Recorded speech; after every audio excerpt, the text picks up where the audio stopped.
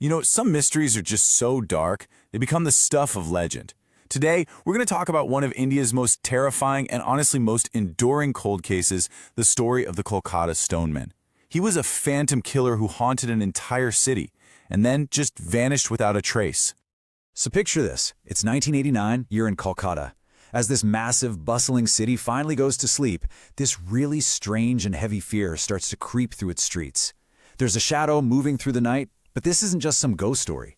For the city's most vulnerable people, it was a terrifying new reality. The whole nightmare began pretty quietly, actually, with just a single body. It was found near a railway station, someone who was homeless. But the way this person died, that was anything but common. At first, the authorities didn't really think much of it. Their first guess was, okay, maybe it was a robbery that went wrong or just a street fight that turned deadly. A tragic event for sure, but unfortunately not that unusual in a huge city. But then a pattern started to take shape.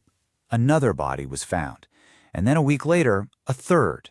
It became horribly clear to everyone that these were not random isolated incidents. Something way more sinister was unfolding on the footpaths of Kolkata. The media, of course, picked up on the growing terror, and they gave the killer a name that would be whispered in fear for decades to come. The Stoneman, and that name came directly from his chillingly consistent and brutal method.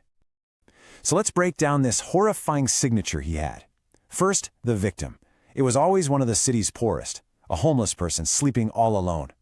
Second, the weapon, a big, heavy stone, a crude but terrifyingly effective tool, and it was always just left right there at the scene. And finally, the attack. One single, devastating blow to the head while they were asleep. It was this simple, repeatable, and absolutely terrifying pattern. But you know what truly terrified the city? The total lack of motive. Nothing was ever stolen. No property was ever damaged. The only goal, the only result, was death. This randomness, it made the killings feel like the work of some phantom, driven by nothing but pure cold malice. Well, you can imagine this sent a massive wave of panic all across Kolkata. The night, which should be a time for rest, became a source of total dread. The city's footpaths, which were usually filled with people trying to find a place to sleep, they started to empty out as fear just took over. And then this chilling cat-and-mouse game began. The police, desperate to stop the killings, they flooded the streets with night patrols. But here's the crazy part. On nights with a heavy police presence, nothing happened.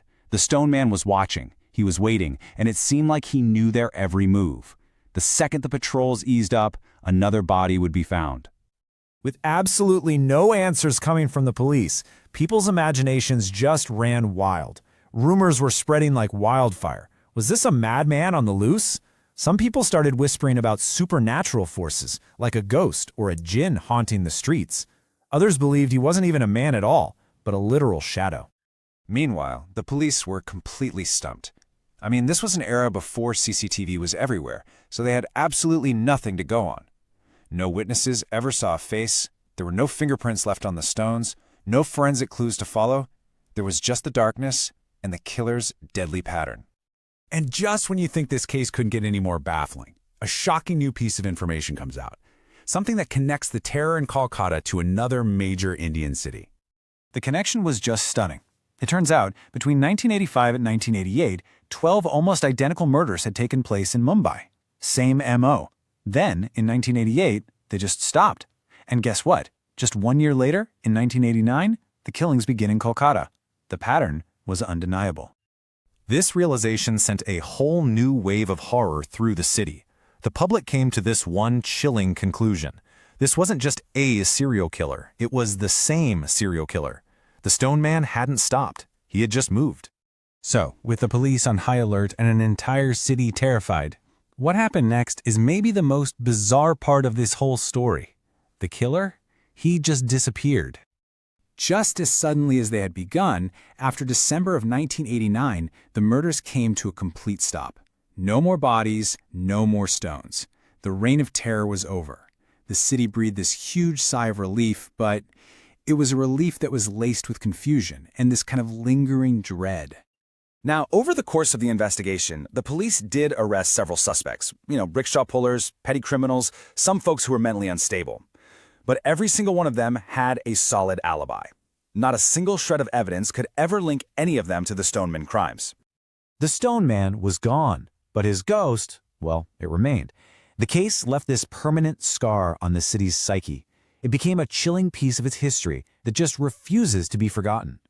I mean, think about it. For over 35 years, this case has remained completely, totally unsolved. Decades have passed, but all the questions are still there. To this day, the official case file is still open. It's like a ghost in the Kolkata police archives. A file with no name attached, no motive identified, just a description of the darkness and that signature weapon that defined a killer no one ever saw. Old police officers from that time have said that the killer's memory is now tied to the city's seasons. Every year, when the monsoon comes, the memory of the Stoneman returns. It's this chilling reminder of the fear that once washed over those very streets. And that leaves us with this final haunting question. Was the Stoneman a single, terrifyingly elusive man who just moved between cities, leaving terror in his wake? Or was he something else entirely? A manifestation of the city's own darkness, a secret that was never meant to be solved? We may never, ever know.